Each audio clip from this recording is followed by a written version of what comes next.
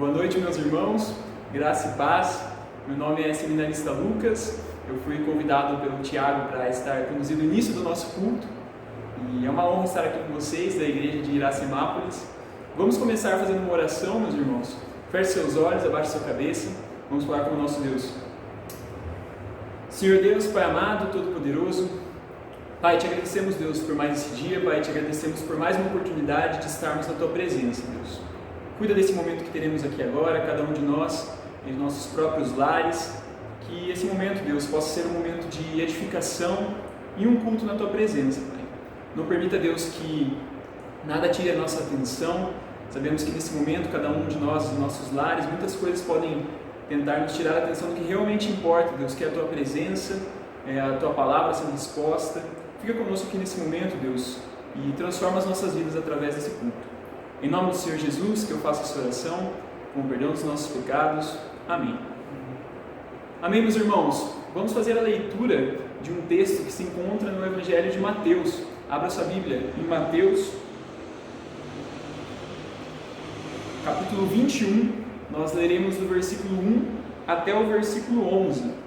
Evangelho segundo Mateus, capítulo 21, do versículo 1 até o versículo 11.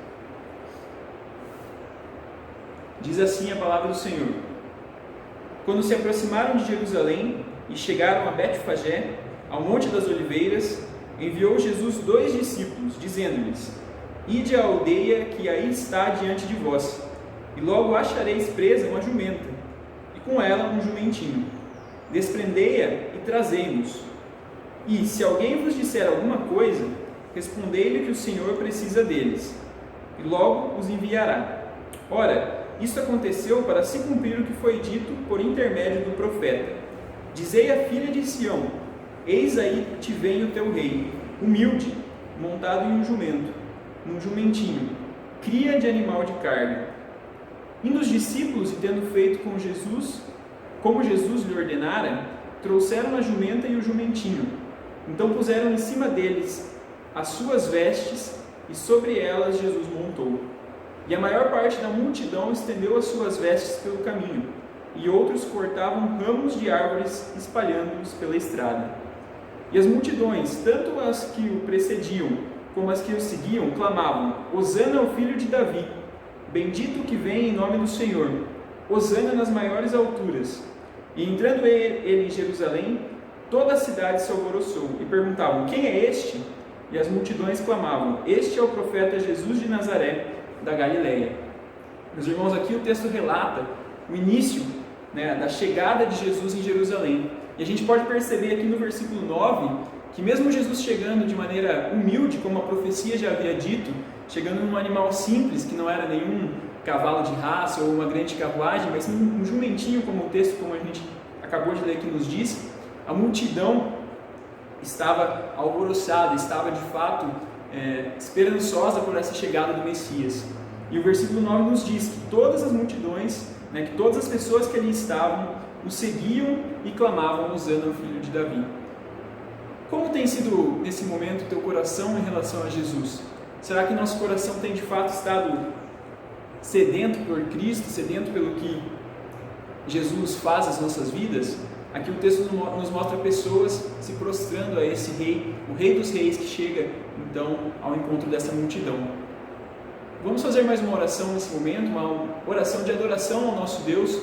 E nesse momento eu quero convidar você a se lembrar de tudo que Jesus tem feito em nossas vidas, de como Jesus age em nossas vidas, de onde Jesus nos tirou.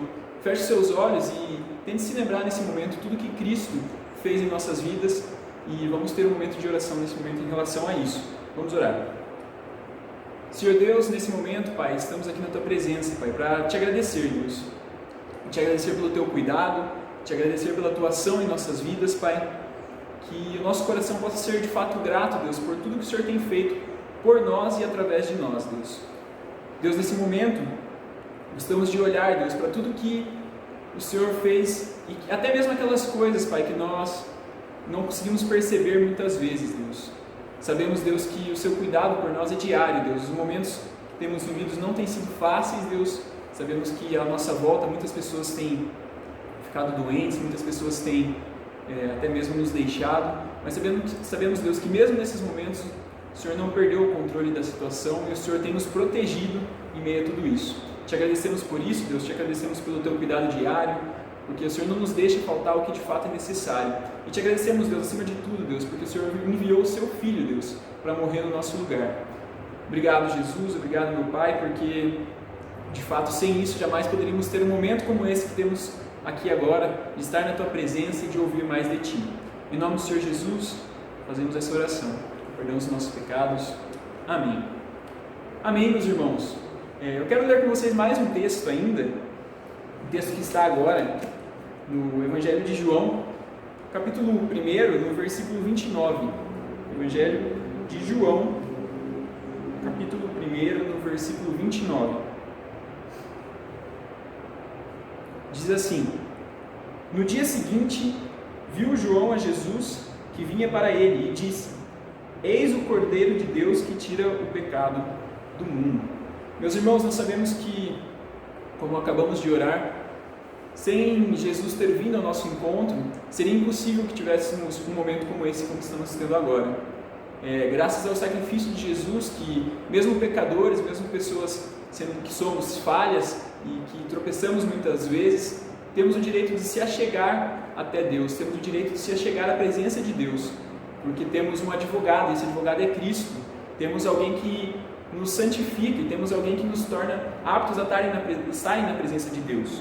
E antes de entrarmos no nosso momento de estudo da palavra mais aprofundado, quero ter mais um momento ainda antes com vocês de oração, justamente acerca do que Jesus Cristo fez conosco e de como somos de fato salvos e purificados dos nossos pecados através de Jesus. Nesse momento eu convido vocês a terem um momento de reflexão acerca das próprias vidas e de como temos agido perante Deus. Feche seus olhos e após um breve momento de alguns segundos, eu estarei orando, mas nesse momento eu peço que você de fato olhe para seu coração, olhe para o que você tem vivido, olhe para como você tem se relacionado com Deus e peça perdão pelos seus pecados, sabendo que Jesus Cristo é aquele que nos santifica, que é aquele que nos perdoa os pecados e que nos torna aptos a ter esse momento. Então feche seus olhos e após alguns momentos de reflexão, eu estarei orando mais uma vez para que nós possamos então, após esse momento, estar entrando no nosso momento de estudo da palavra. Feche seus olhos e vamos orar.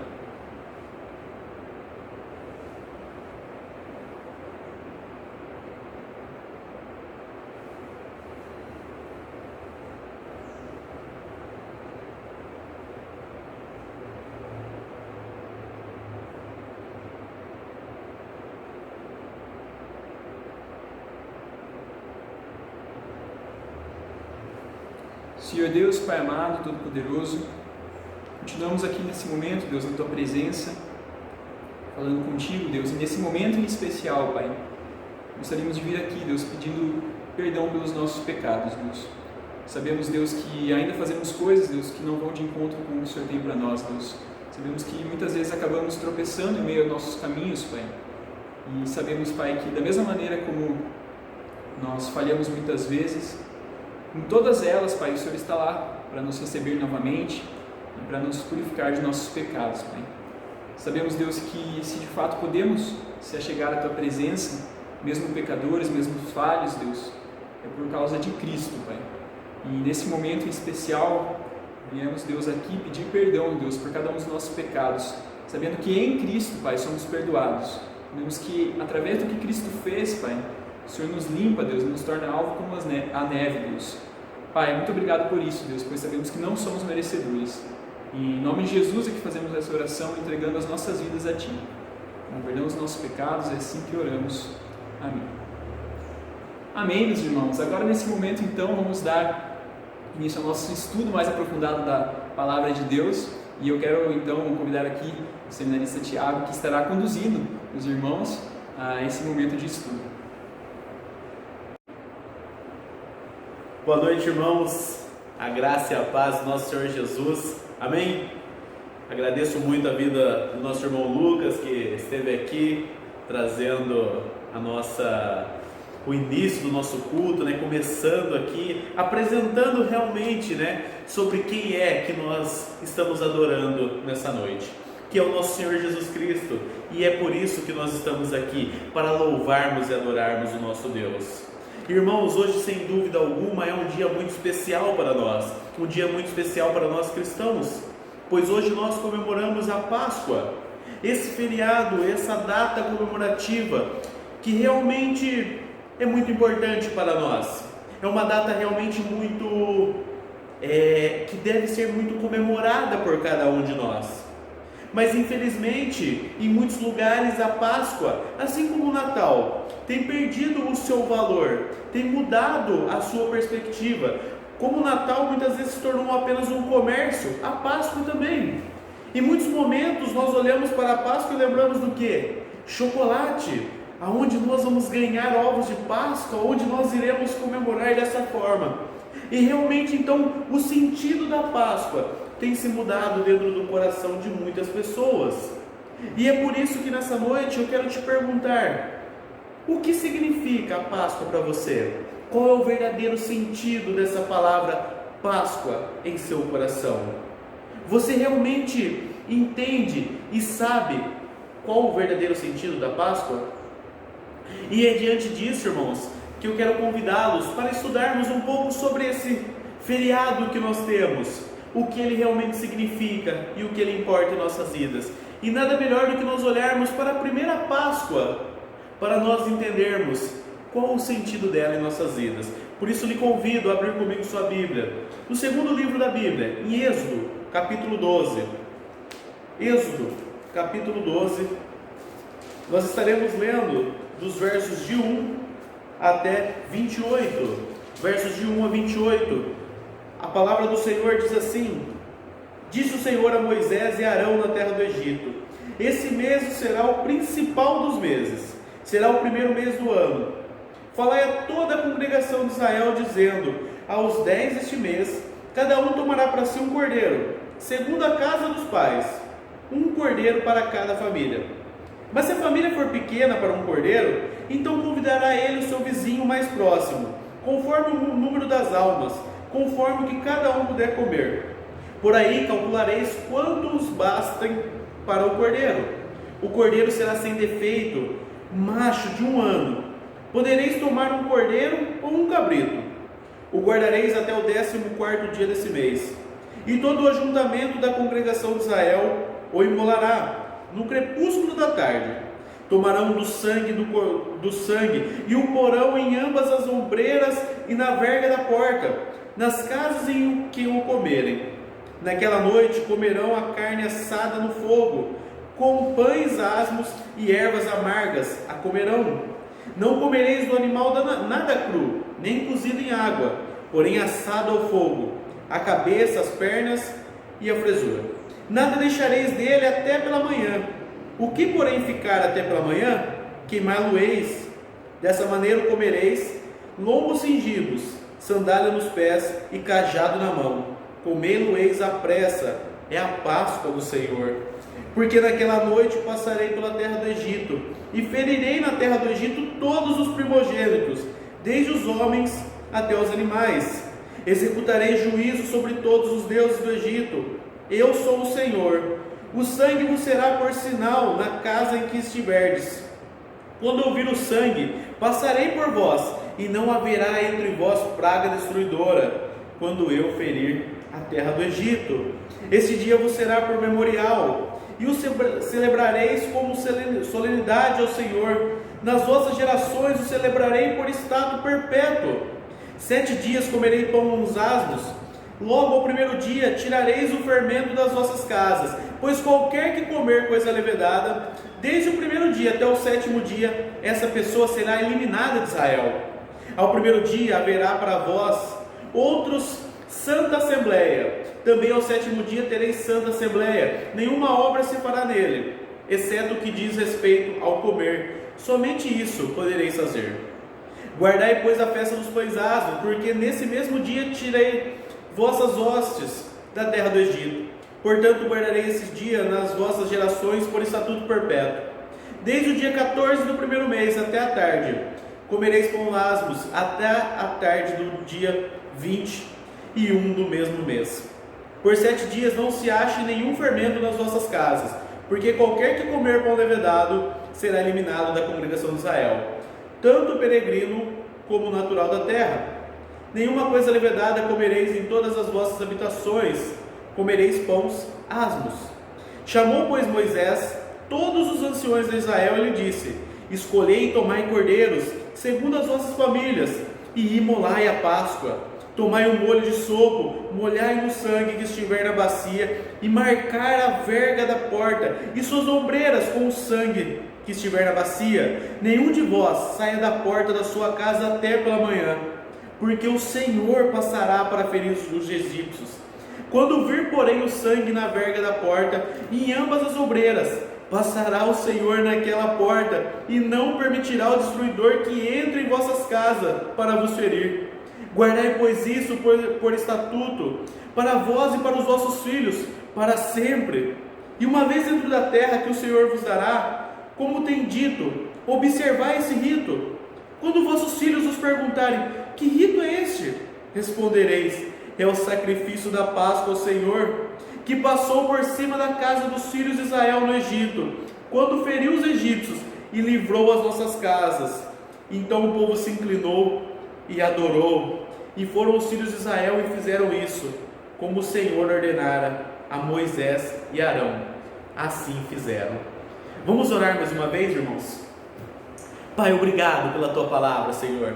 Essa Tua palavra que é uma palavra que realmente nos dá vida, Pai. A Tua palavra que realmente transforma vidas. A Tua palavra que realmente traz alívio aos nossos corações, Pai. E essa Tua palavra que foi lida hoje, Pai, falando sobre algo tão importante para nossas vidas, Pai. E que realmente, Pai, o Senhor possa falar aos nossos corações. Use minha vida para isso, Pai. Que eu possa ser apenas um instrumento do Senhor para anunciar as Tuas boas novas, Pai. Que realmente o Senhor me use como for da Tua vontade. É o que eu te peço em nome do Teu Filho amado Jesus. Amém. Irmãos, como foi dito no começo, realmente a Páscoa tem se perdido muitas vezes, né? Em muitos lares temos perdido o que é o sentido verdadeiro da Páscoa.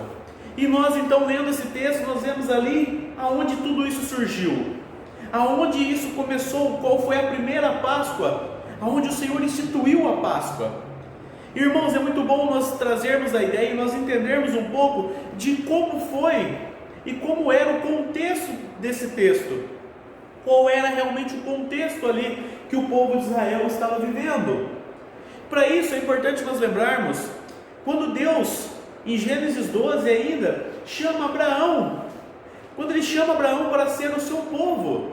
Em Abraão, Deus diz que fará de Abraão uma grande nação, aonde a sua descendência será como as estrelas do céu, como as areias da terra, e que tu serás uma bênção. É isso que Deus diz para Abraão, é isso que Deus destina a Abraão, e na descendência de Abraão então será formado o povo de Deus.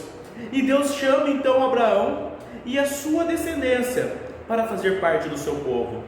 E depois de Abraão, Isaque é aquele que recebe essa promessa em sua vida. E de Isaque o seu filho Jacó, que depois será o seu nome mudado para Israel, que é o nome do povo de Deus, Israel. E Jacó, ou Israel, tem 12 filhos. E um dos seus filhos é José, o seu filho amado. José, uma certa vez traído pelos seus irmãos, ele é vendido ao povo do Egito.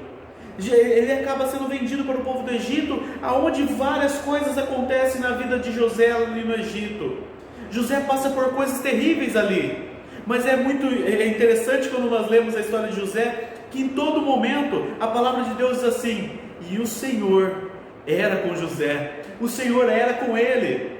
O Senhor estava cuidando da vida de José naquele lugar, e José então, certa vez está preso, ele está passando algum tempo na cadeia, quando de repente o Egito começa, todos são chamados para revelar o sonho de Faraó, e ninguém ali do Egito era capaz de revelar os sonhos que Faraó tinha. Quando de repente alguém se lembra de José e manda chamar José, e José consegue revelar o sonho de Faraó. aonde ele via 7 vacas gordas saindo das águas, e logo após iam 7 vacas magras e comiam aquelas vacas gordas. Então José diz para Faraó o seguinte: Faraó, o que você está sonhando é o seguinte: o Egito e toda a terra passará por 7 anos de fartura, mas logo após existirá 7 anos de seca, 7 anos onde nada se produzirá na terra. Então nós devemos poupar e guardar as coisas durante esses primeiros 7 anos, para que quando a fome chegar, nós tenhamos o que comer. Faraó, ouvindo as palavras de José, realmente disse: olha, você será o governador dessa terra, você só estará abaixo do meu poder, mas você governará sobre todo o Egito. Então José passa a governar o Egito, e ele consegue realmente guardar esses alimentos durante 7 anos. Quando chega a fome em toda a terra, todo mundo não tem o que comer e necessitam vir até o Egito. E o Egito então passa a se tornar um povo poderoso e riquíssimo, com propriedades, com dinheiro, com vários bens, que é adquirido por eles. E não só isso, José também traz logo depois a sua família para morar com ele no Egito, aonde ele, seus irmãos e seu pai vivem ali no Egito até a morte de cada um deles. E ali, irmãos, após a morte de José, a morte de todos os seus irmãos, passado alguns anos, os hebreus que ali no Egito viviam começaram a se tornar numerosos, e o povo do Egito então começou a ficar assustado, dizendo: olha, esses hebreus estão se tornando muito numerosos, é necessário que nós coloquemos eles como escravos, pois senão eles irão tomar a terra de nós. E a partir disso então, aquele povo livre, o povo chamado por Deus para ser o seu povo, passa a ser um povo escravo. O povo de Israel agora é um povo escravo no Egito. Eles agora realmente estão sobre a servidão de Faraó. O povo de Israel agora precisam fazer tudo aquilo que Faraó ordene.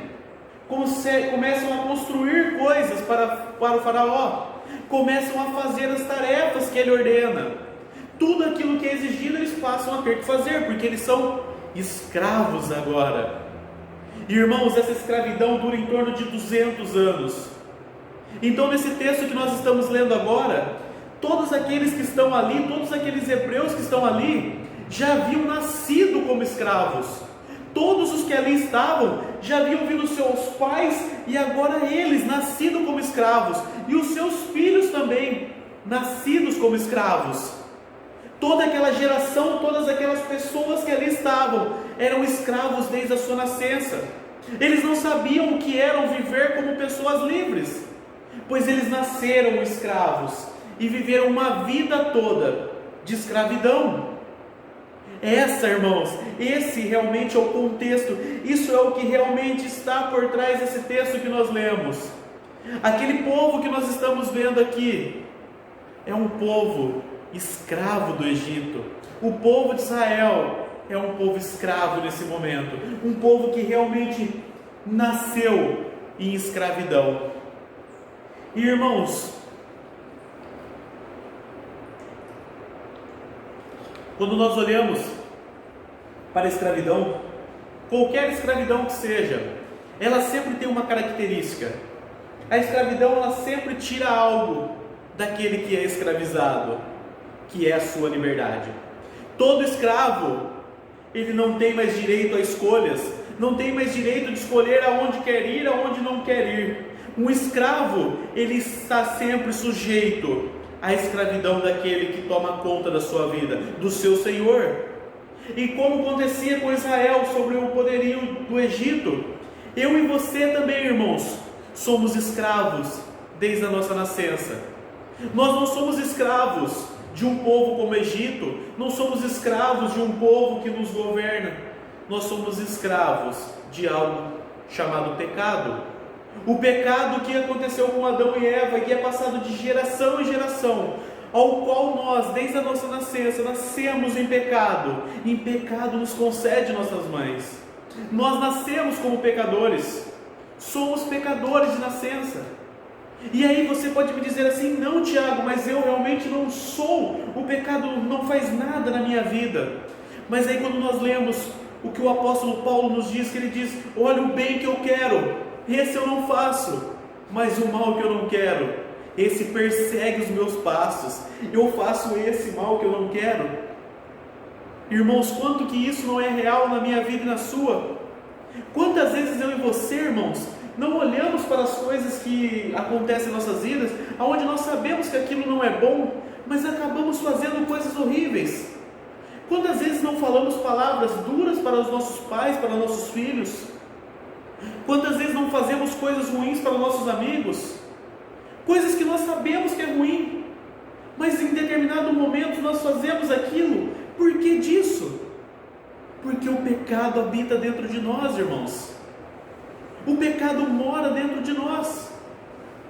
E eu acho muito estranho, porque muitos cristãos têm aquele costume de dizer: olha, eu sou uma pessoa boa, eu sou uma pessoa muito boazinha, às vezes eu erro, dando a entender que você realmente é uma boa pessoa e que em alguns momentos da sua vida você erra, quando na verdade, irmãos, eu e você somos pessoas ruins. Quando nós olhamos para a história sobre Sodoma e Gomorra, qualquer povo que foi um povo realmente pecaminoso, nós somos iguais a qualquer um desses. Quando nós fazemos coisas boas, é porque não é algo que vem de nós, mas é algo que vem de Deus. Porque eu e você, por nós mesmos, pelos nossos pecados, nós estaríamos cada dia mais distantes do Senhor. Porque realmente o pecado nos leva a caminhos, irmãos, aonde realmente não são da vontade do Pai. Irmãos, nós muitas vezes olhamos na televisão, por exemplo, olhamos para aquelas pessoas quando um homem abusa de uma criança de 10 anos, ou quando um pai mata um filho mata um pai, ou quando isso ou aquilo, coisas terríveis. Olhamos e falamos assim: meu Deus, como pode um ser humano ser tão ruim? Como pode uma pessoa ser tão terrível assim?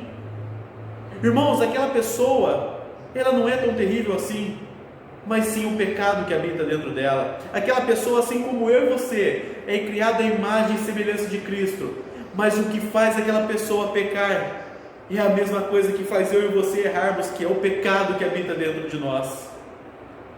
E falando nisso, irmãos, eu lembro muito bem de uma história que eu li esses dias, aonde diz que um judeu que tinha passado pela a questão do holocausto, passado por toda aquela coisa de campo de concentração, aquele momento terrível que os judeus viveram na Alemanha, ele realmente sofreu muito, mas ele sobreviveu. Ele conseguiu sobreviver a todo aquele momento terrível. E ele então um dia é chamado para depor contra um homem que estava sendo realmente condenado, um nazista que era um dos principais governantes ali de Hitler, um dos principais homens de Hitler, um homem que tinha torturado e sido terrível para todos ali no seu tempo. Aquele homem então, aquele judeu que é chamado para depor, lembrando de tudo aquilo que ele tinha feito, lembrando do homem que todos chamavam de monstro ali dentro, vai até aquele tribunal para depor contra ele. E quando ele chega naquele tribunal, ele olha para aquele homem, ele começa a chorar desesperadamente, ele começa a ficar muito nervoso, olhando para aquele homem, ele não para de chorar, de soluçar. As pessoas em volta começam a pensar: olha, coitado, ele deve estar olhando para aquele homem, lembrando de tudo que ele viveu, lembrando de tudo que ele passou lá.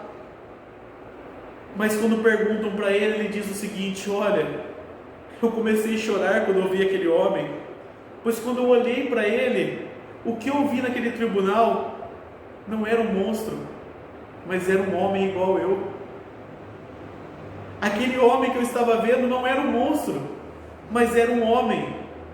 E sabe por que disso, irmão? Sabe qual a moral disso? Que aquele homem realmente era um homem feito à imagem e semelhança de Cristo, mas que havia tido o pecado como Senhor da sua vida, o pecado que era quem geria sua vida e quem o levava a cometer essas atrocidades, pois aquele homem vivia sobre o pecado. E como eu disse no começo, a escravidão faz uma coisa conosco, que é tirar a nossa liberdade.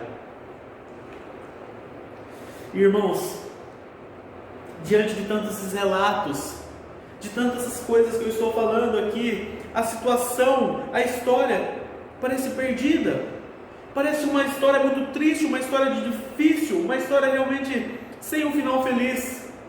Mas não é assim, irmãos. Essa história tem um final feliz.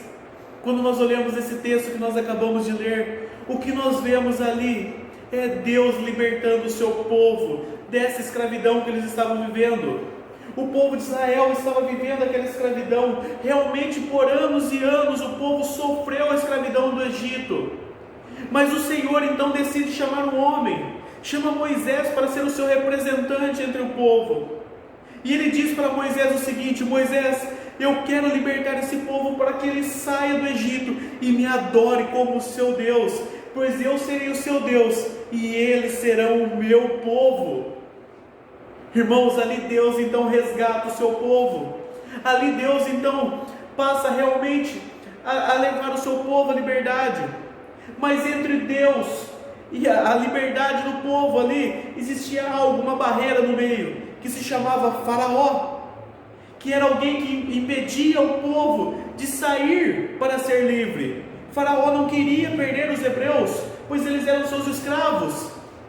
Então Deus, através de Moisés, começa a falar ali e começa a levar pragas ao Egito, começa a castigar aquele homem para que ele libertasse o seu povo. A água então do Egito passa a se tornar sangue, moscas começam a tomar conta daquele lugar, sapos começam a invadir todos aqueles lugares, chuva de pedra, escuridão, tantas pragas começam a acontecer ali, piolhos, tantas coisas começam a afetar aqueles homens. Mas tem um ponto muito interessante nisso tudo: todas essas coisas aconteciam com os egípcios, mas nada acontecia com o povo de Israel, pois o Senhor estava libertando o seu povo. O Senhor ali mostrava para Israel quem era o seu Deus, e os egípcios, quando viam isso, viam que realmente o Deus de Israel era um Deus de poder. Irmãos, ali então Deus começa a resgatar o seu povo. 9 pragas são colocadas sobre o Egito, mas ainda Faraó, com seu coração endurecido, não permite que o seu povo saia. Mas Deus diz para Moisés o seguinte: Moisés, eu mandarei a 10ª praga, essa será a última praga, e após essa praga, o povo de Israel será livre. Então mande que o povo realmente se prepare, comece a preparar as coisas, pois a partir de hoje, eles serão um povo livre para me adorar, aonde eu quiser. Então Deus fala para Moisés, mandando para que o povo realmente pegue um cordeiro, que eles peguem um cordeiro, mas não qualquer cordeiro, que eles peguem um cordeiro sem defeito, um cordeiro macho de 1 ano, que era o melhor cordeiro que eles tinham. Cortem esse cordeiro, ele será imolado, e eles comerão a sua carne durante aquela noite. E até abrindo um parênteses, irmãos, ali eles vivem algo parecido com o que nós vivemos hoje, né? A primeira Páscoa também foi algo privado, né? Nós estamos acostumados nesse dia estarmos ceando em nossos templos. Hoje nós temos que ficar em casa. Como foi a primeira Páscoa? Cada família no seu lar, desfrutando e se alimentando daquele cordeiro que ali foi morto por eles. Fechando parênteses, não apenas isso, irmãos, não apenas a carne, mas também Deus manda que o povo use o sangue daquele cordeiro. O sangue daquele cordeiro que foi derramado deverá ser tirado dali e passado pelas portas de suas casas, passado pelos umbrais ali, aonde realmente será a marca do povo de Israel. Toda casa que tiver aquele sangue será a casa vista como o povo de Deus. E Deus diz para Moisés o seguinte: olha, quando o destruidor passar, quando realmente todos os primogênitos estiverem morrendo, eu verei aquele sangue nas portas, e eu não entrarei nessa casa. Eu pouparei todas as casas que o sangue do cordeiro estiver. Irmãos, realmente foi isso que aconteceu. Naquela noite o Espírito de Deus passa por toda a terra do Egito, e todos os primogênitos dos egípcios, tanto dos homens como dos animais, passam a morrer. Ali começa a haver choro, aonde todos ali começam a ver seus filhos morrendo, seus animais morrendo. E enquanto isso, irmãos, o povo de Israel está se alimentando e se preparando para agora ser um povo livre, pois Deus acaba de libertar o seu povo. Deus mostrou para Faraó quem sou, o eu sou. O eu sou se fez presente ali, mostrou para Faraó realmente que o povo de Israel era um povo livre. Irmãos, o povo de Israel então agora é chamado para a liberdade. E algo que eu acho muito interessante nesse texto é o que aparece no verso 26, quando Deus diz o seguinte: olha, vocês deverão então contar essa história sempre para os seus filhos, sempre que eles perguntarem: olha, por que nós comemoramos a Páscoa? Vocês dirão: nós comemoramos a Páscoa como lembrança do dia que o Senhor nos libertou da terra do Egito, do dia que o Senhor nos tirou da escravidão e nos levou para a liberdade. É isso que vocês vão comemorar, é isso que será comemorado para sempre entre vocês, a liberdade que Deus fez aparecer na vida de vocês. Irmãos, talvez nesse momento você esteja perguntando: mas olha, Tiago, e nós hoje? Ainda hoje, o que nós comemoramos? Ainda nós comemoramos isso na Páscoa? Irmãos, nós também comemoramos um cordeiro morto, um sangue derramado, mas não mais de qualquer cordeiro, mas sim do cordeiro perfeito de Deus. Nós comemoramos realmente o cordeiro perfeito de Deus, que é enviado nessa terra para pagar os meus pecados e os seus pecados. Esse cordeiro perfeito que é Jesus Cristo. Jesus Cristo veio à terra para cumprir e para poder pagar os nossos pecados, pois eu e você não éramos capazes de pagar pelos nossos pecados. É por isso que hoje, quando alguém pergunta: olha, Tiago, mas o que eu preciso fazer para ser salvo? O que eu tenho que fazer? Você só precisa crer que tudo que Jesus já fez é o suficiente para você ser livre, para você poder agora ser uma pessoa livre. Pois realmente, irmãos, aquele cordeiro não é mais necessário ser morto todos os anos, pois o cordeiro perfeito já morreu para pagar os nossos pecados. Por isso hoje nós somos livres. E é por isso que hoje eu e você devemos comemorar essa Páscoa com alegria. Devemos comemorar essa Páscoa com o nosso coração em festa. Pois realmente, irmãos, nós não estamos comemorando aqui apenas um cordeiro que morreu, mas um cordeiro que ressuscitou e vivo está. É isso que significa a Páscoa, irmãos. Um cordeiro que morreu para pagar os nossos pecados, mas ressuscitou ao terceiro dia e vivo está. Glória a Deus por isso. Viva o Cordeiro de Deus, que veio para pagar os pecados, veio para realmente anular os nossos pecados, pois Ele é o Deus que ama o seu povo. Irmãos, Israel foi liberto do Egito, e nós somos libertos dos nossos pecados através de Jesus. Você pode até pensar assim: olha, mas eu peco ainda. Realmente nós pecamos, nós caímos diariamente, mas hoje nós não temos mais o pecado como o Senhor de nossas vidas.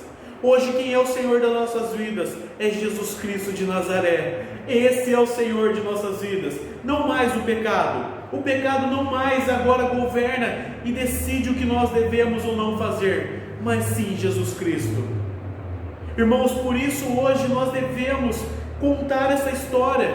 Por isso hoje nós devemos, assim como o povo de Israel, contar aos nossos filhos, ensinar aos nossos filhos o verdadeiro sentido da Páscoa.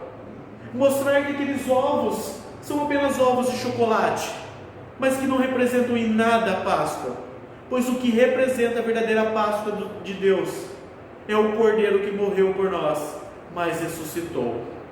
Esse é o verdadeiro sentido da Páscoa. E que nós também não vivamos, irmãos, como muitos que vivem um luto eterno por Jesus, aonde parece que Jesus está morto ainda hoje. Assim como os discípulos, quando Jesus morre na sexta-feira ali, naqueles 3 dias, aqueles homens viveram um luto por Jesus, aonde eles estavam desesperançosos, sem esperança alguma, com medo. Mas Jesus ressuscita e vai ao encontro daqueles homens, assim como Ele veio ao meu encontro, ao seu, e nos traz alegria. E devemos então viver essa vida lembrando desse Jesus vivo, que vive para sempre. E até depois, Jesus ele chega para os seus discípulos e ainda fala com eles em Mateus 28, dizendo para eles: ide, portanto, pregai, batizando, ensinando, discipulando as pessoas. Jesus ele realmente ressuscita e ainda manda uma missão para as pessoas, para realmente ensinar sobre aquilo que havia acontecido. Eu até vi uma frase essa semana que um dos nossos professores aqui do seminário escreveu em um artigo, que ela diz o seguinte: um cristianismo sem missão é um cristianismo que ainda não ressuscitou, ainda está morto como estavam mortos pelo medo, o desânimo, a dureza de coração e pela incredulidade aqueles primeiros discípulos de Jesus. Irmãos, eu e você estamos aqui, estamos vivos e estamos celebrando um Cristo que também está vivo. Por isso, que esse domingo seja um domingo de alegria em nossos corações e que nós possamos lembrar todos os dias da história dessa Páscoa, que é o Cristo que morreu, mas ressuscitou e vivo está. Aleluia por isso. E eu te convido a olhar o verso 27 do texto que nós lemos. Ele diz o seguinte: respondereis, é o sacrifício da Páscoa do Senhor, ao Senhor, que passou por cima da casa dos filhos de Israel no Egito, quando feriu os egípcios e livrou as nossas casas. Então o povo se inclinou e adorou. Nós podemos hoje, irmãos, dizer o seguinte: é o sacrifício da Páscoa do Senhor, que passou por essa terra, quando venceu a morte e livrou nossas vidas do pecado. Aleluia! Louvemos ao nosso Deus. Por isso, irmãos, esse é o verdadeiro sentido da Páscoa. Que Deus abençoe a sua vida, que Deus abençoe a sua família, que Deus abençoe todos aqueles que você ama e continue cuidando de nós, continue realmente sendo o nosso Deus, que libertou o seu povo e que ainda hoje liberta e que ainda hoje cura. Amém? Vamos orar então para nós encerrarmos esse culto. Senhor meu Deus, obrigado, Jesus. Obrigado por ter sido aquele Cordeiro Santo, Pai. Obrigado, Jesus, por ter sido aquele que veio para essa terra para morrer, para pagar os meus pecados e dos meus irmãos que aqui estão. O Senhor realmente, Pai, mandou o Teu Filho para viver uma vida santa, uma vida sem pecados, uma vida onde realmente não tinha nada que o condenasse, mas por amor a nós, por amor ao seu povo, Ele se fez pecador naquela cruz para morrer por nós. E nós somos gratos por isso, somos gratos pelo sentido da Páscoa, somos gratos por um sentido onde o Senhor manda o Teu Filho para ser o Cordeiro que paga os nossos pecados. Assim como o Senhor liberta o povo lá do Egito, o Senhor nos libertou. A morte de Jesus, o seu sangue, assim como aquele sangue do Cordeiro que é passado nas portas, o sangue de Jesus é passado em nossos corações, ao qual mesmo após a nossa morte física, nos garante uma vida eterna, Pai, pois nós temos a marca do Cordeiro em nossas vidas. Aleluia por isso, Pai. E obrigado por nossas vidas, obrigado por nossas famílias, obrigado pelo Senhor ainda hoje estar cuidando do Teu povo, poupando o Seu povo em meio a essa doença terrível que nos acerca. Ó Pai, cuida de nós, Senhor, cuida de nossas vidas, da nossa saúde, mas acima de tudo, cuida dos nossos corações, Pai, pois se nós chegarmos a morrer hoje ou amanhã, nós sabemos que nós estaremos na glória eterna. Mas aqueles que ainda não têm essa convicção, aqueles que ainda não foram libertos do pecado, o Senhor vai de encontro a essas almas, Pai, e que o Senhor possa realmente salvar essas vidas. É o que eu te peço, Pai, em nome do Teu Filho amado Jesus. Amém. Irmãos, estamos encerrados. Espero que o mais breve possível podemos estar todos juntos adorando o nosso Deus novamente em nosso templo, em comunhão, para ceiarmos, que nós possamos ceiarmos, onde nós partiremos, né, o pão e o vinho representando o corpo e o sangue de Cristo.